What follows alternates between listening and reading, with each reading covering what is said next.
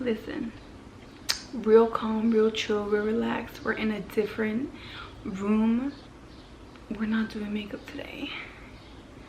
Over here, I'm not going to lie to you. I'm gonna always be honest. So with that being said, we're gonna light some Palo Santo so that we can cleanse the space.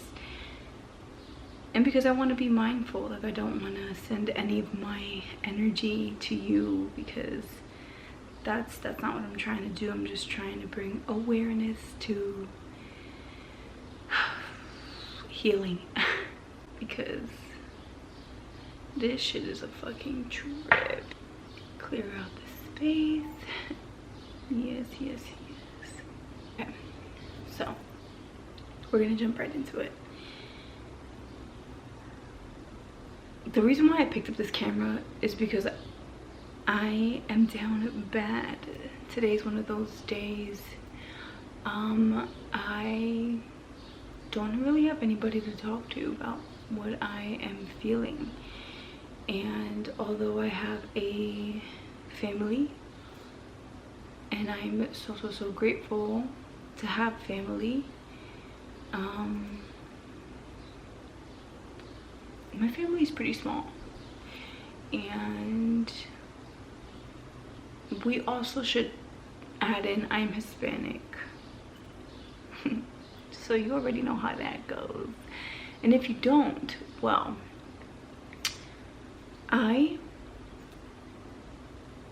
can't openly share certain things because I'll be real honest with you, I will be judged. I will not be heard. I will be heard to respond, but not heard to understand. And that's been majority of my life. I've realized within the last few years that, and a big help is me taking a break from dating. I realized that me dating was a way to cope and find the love that I am looking for, that I am not receiving because it's just something that is impossible, right? And I'm not saying that, like, you know, I don't get love in other ways. I do. But emotionally, you know, like the way that you would chat with your friends and like just lay it all out and cry and vent and be validated, I don't have that. And typically it will take for me to have a meltdown to get that. And that is no shade to anybody. I love everyone in my family. I will preface that. That's just the truth of it. And that's because, you know, when you look at how your parents are raised, if their parents were like that, then, you know, especially when you have traditional Hispanic parents, South American Hispanic parents, they're real rough, real tough, right? So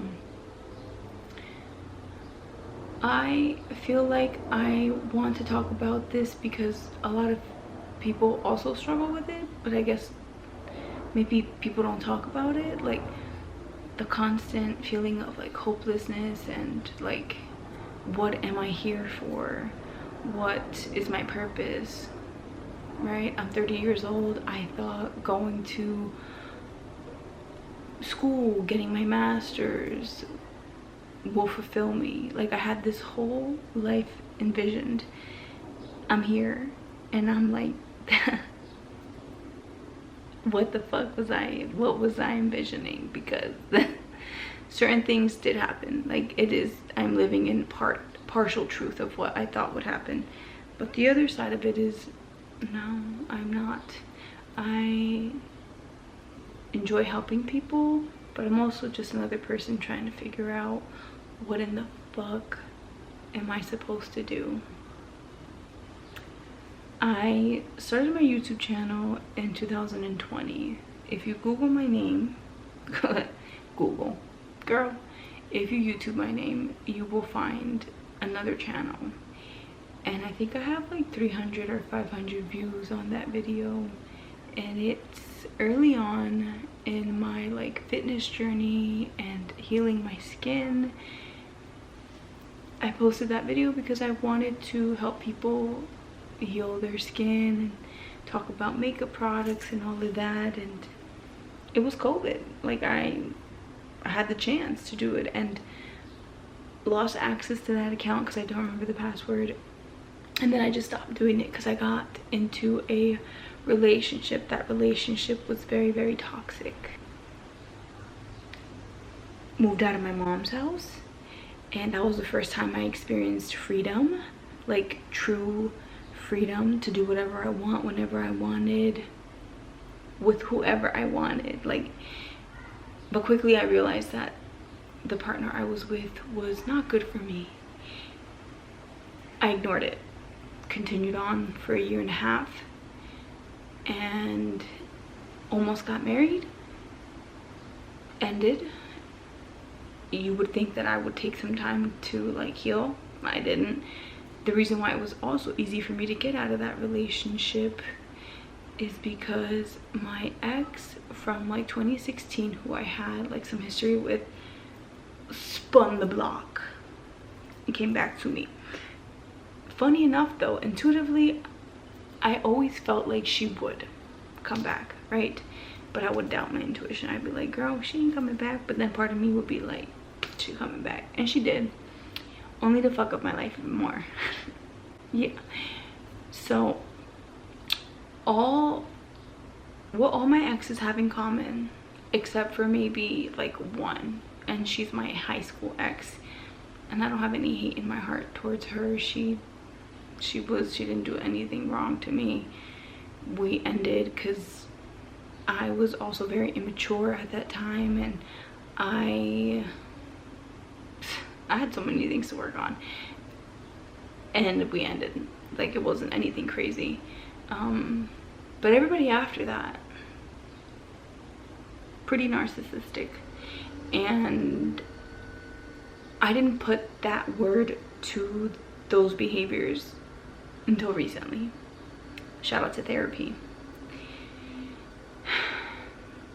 Point is, I was in relationships back to back, never took a break. I started to self-medicate in ways that, like, it was not healthy. After being sober for like 6 years and not smoking for a long time, I picked it back up again, started doing it. Fast forward 2026, I am single I've been single for maybe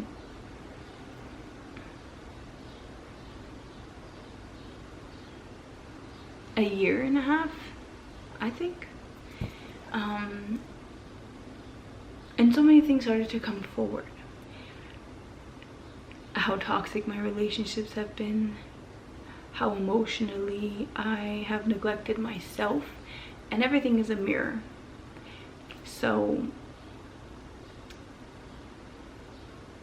I've always wanted love. I've always wanted to be in a relationship. I've always wanted to be married, always wanted to have kids. I am 30. I thought that by the age of 25 I would be married and I'd have kids. I don't. The only thing I have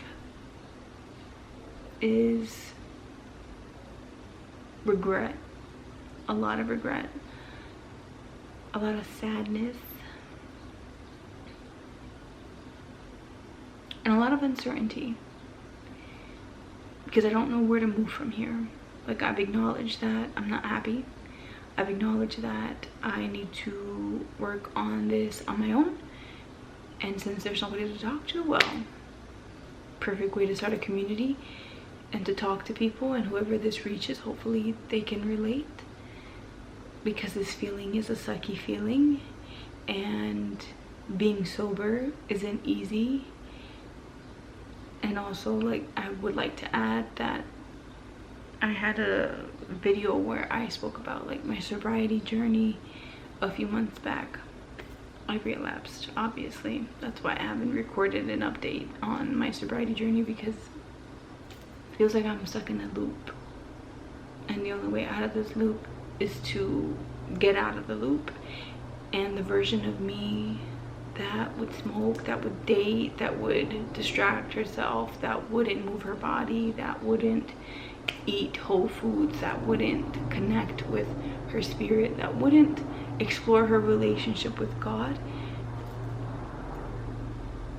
I have to release her. And this is my way of releasing her, because that version of who I was can no longer exist in this chapter of my life. And so I guess what I'm trying to say is that if you want change in your life, nothing changes if nothing changes. That's something that I've heard so many times from my mom, from videos, from conversations with God. And to be honest, I know I'm not in a good place when I stop talking to God. And when I am talking to God, the only thing I'm saying is, I don't know if you're there. I don't think you're listening to me. And I don't think you care. Really hard things to admit. I'm not religious. I don't do church. I don't do the Bible.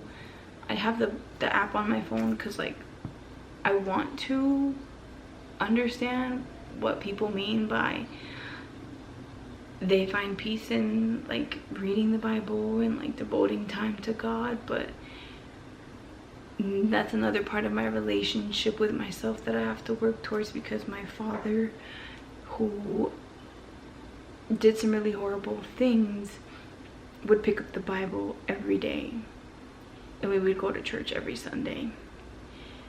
And he's the biggest fucking liar in the world. I don't know what he is now, but he's damaged a lot of lives and has caused a lot of trauma. And I know I need to let that go. I don't know about forgiving, because what he did was unforgivable. So a lot of pain, a lot of emotional pain, internal pain. Like, I went on a walk today and I was trying to understand, like, what am I feeling? It feels like internally, like, it's not physical pain. Like, you could take Tylenol or Motrin or whatever over-the-counter medication and it'll go away, right? Like, physical pain. But this pain, I can't take shit to take it away except for numbing it. And I can't numb it anymore because it's not the same anymore. It drains me, it wears me out, and it scatters my brain. Although I can function because I'm aware of, like, how smart I am and how strong I am, it's not fun to have to, like, literally throw a bag of cement blocks on my back and move. That's what it feels like. And I don't think that's how life is supposed to be. So I want to change. Like, I'm at rock bottom. Girl, I had a half day today at work. Came home, cried, took a shower, and I'm in my PJs now. And I'm like, I need to let this out. I want to talk to somebody, but I can't talk to my brother because, like, I do talk to him, right? Like, he knows part of what is going on, but I'm not telling him all of it because he has kids and he has his own family. I'm not trying to burden him. And like I said, like, I love my family, but my mom doesn't get it. My sister doesn't get it.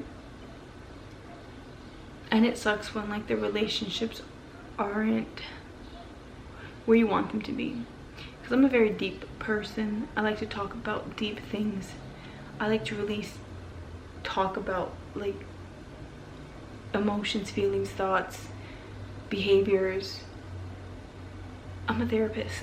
So, like, that's why I went into the field, because I like to really, like, hone in on, like, what does that mean to you? And I've forgotten to do that for myself. So yeah, I don't know where this is gonna take me. I'm sure to a much higher place in my life, a much higher version of myself, an elevated version. and it's almost 2027. Like, we have 6 months. So I'm gonna lock in, and I'm gonna commit to the bit, and I'm gonna be sober. Today's my first day sober. I don't drink or do anything else, so it's like, it shouldn't be that hard. I just gotta sit with the uncomfortability in moments like this, where like typically I would probably like do what I usually do and just, you know, fuck around and waste my time, like literally just be scrolling on my phone, and that's not what I'm doing. So it's hard, it's uncomfortable. Healing is not linear. Healing literally is like a wave. You just ride it out until one day it just like steadies. And I want to get to that one day where it steadies and I'm like, oh shit, you made it. So I'm gonna do some pretty hard things, and I'm making some pretty tough decisions. So if you're interested and you also want to go on this journey together, I want to build a community so that we can all talk. Comment down below if you would like to comment down below. You can also DM me on TikTok too, if you feel more comfortable speaking over there privately. I'm here. Not as your therapist though. I'm here as a friend. I'd like to preface that too. So yeah, this is too transforming. There's a reason why I have these butterflies tattooed on me, and it like kind of clicked to me and it kind of didn't, and now I'm understanding transformation. I'm also a Scorpio rising, so I does this. I'm just sad and I'm just down bad, but I'm gonna get back up. And I'm sending a tight hug to anybody who's really going through it and is feeling sad and is having thoughts. And by thoughts, you know what I mean. That's not the reality of it. That's not your truth. That is not the truth. That's just your brain playing tricks on you. And when you know, wherever your attention goes, energy flows. So if you keep on thinking about the negative things, it'll build up, like kind of like just stacking up on top of each other, and it starts to feel like you are literally, right? Take a deep breath and take a step back. Go outside, stand in the sun, feel the wind on your skin, take a walk, take a shower, and take it slow. Like, you don't have to fill your time in with anything crazy. Being still, sitting in stillness is more than enough. And if you don't have all the answers, it's okay. I don't either. And I really hope that this helps in some way, because truly I just want to connect with people, and I want people to not feel alone, because life is already lonely, or life is already like hard. So I'm your friend, you're my friends, which is nice because I don't have friends. So I love you so much, and take care of yourself.